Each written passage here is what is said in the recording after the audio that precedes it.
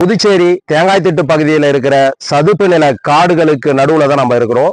சதுப்பு நில காடுகள் இயற்கையுடைய மிகப்பெரிய கொடை.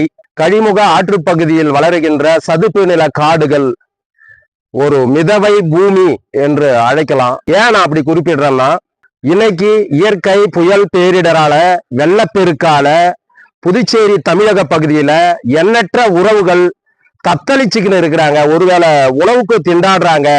காசு, பணம், பதவி, செல்வம் அனைத்தும் நிறைந்தவர்கள் கூட ஒருவேளை உணவுக்காக கையேந்தி நிற்கிறாங்க.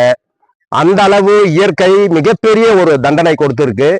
தேங்காய்த்திட்டுன்றதுங்க சின்ன ஒரு தீவு, கிட்டத்தட்ட ஒரு 5000 குடும்பங்கள் வசிக்கின்ற ஒரு தனி தீவு.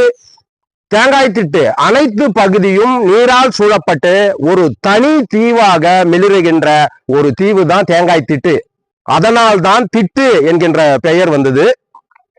ஒரு முக்கியமான செய்தியை பதிவு பண்ண எண்ணுகின்றேன்.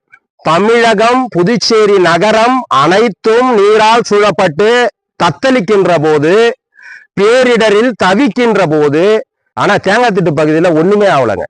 ஏன் தேங்காய்த்திட்டு பகுதியில் ஒண்ணுமே ஆகவில்லை? ஏன்? இந்த ஏன் என்ற கேள்விக்குள் ஒளிந்திருப்பது சதுப்பு நில காடுகள். சதுப்பு நில காடுகள் அதனுடைய வேர்கள் பூமியை இறுக பற்றி எந்த அளவு நீரோட்டம் பூமிக்கடியில் சென்றாலும் பூமி தட்டை தான் தாங்கி நீர் அரிப்பு, நில அரிப்பு எதுவும் ஏற்படாமல் கரைப்பகுதியை வலுப்படுத்துவதால் தேங்காய்த்திட்டு பகுதியில எந்த பேரிடரும் ஏற்படல. இரண்டாவது, சதுப்பு நில காடுகளுடைய வேர்கள், மரங்களுடைய நார் சத்து பிணைப்பு உறுதியாக நிலத்தை பற்றி எத்தனை பெரிய காற்றின் வேகத்தையும் வளைந்து கொடுத்து தாங்கி பிரிந்து ஒன்றோடு ஒன்று இணைந்து காற்றின் வேகத்தை குறைத்து நீரின் வேகத்தை குறைத்து நிதானமாக தேங்காய்த்திட்டு பகுதியை சுற்றியுள்ள அனைத்து நீர்வழி பாதைகளிலும் நீரை கொண்டு செல்வதால் தேங்காய்த்திட்டுக்கு எந்த பாதிப்பும் வரலங்க. ஏன் சதுப்பு நில காடை காப்பாற்றணும்னு சொல்றேன்னா இதுதாங்க காரணம். அன்பு உறவுகளே, நான் பேசும்போது கூட பாக்குறீங்க, இந்த மரம் என்ன முத்தமிடுது, இந்த இலைகள் என்னிடம் கொஞ்சி குழாவுது. அது காரணம்னா தினந்தோறும் நான் இவர்களிடம் காட்டுகின்ற அன்பு.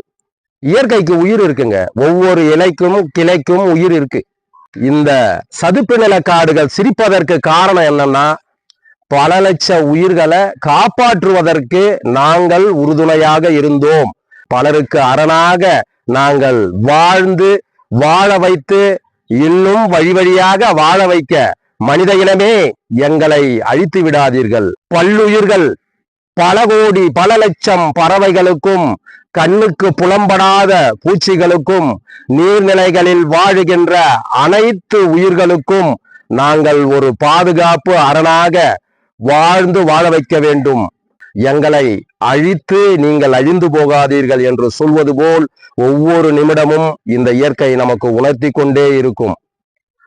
இந்திய திருநாட்டுக்கே முன்னுதாரணமாக தேங்காய்த்திட்டு சதுப்பு நில காடுகள் மிகப்பெரிய ஒரு சான்று. இந்தியா முழுவதும் இருக்கின்ற கழிமுக ஆற்றங்கரை பகுதியில் அனைத்திலும் இந்திய அரசாங்கம் சதுப்பு நில காடுகளை உருவாக்கி பாதுகாக்க வேண்டும்.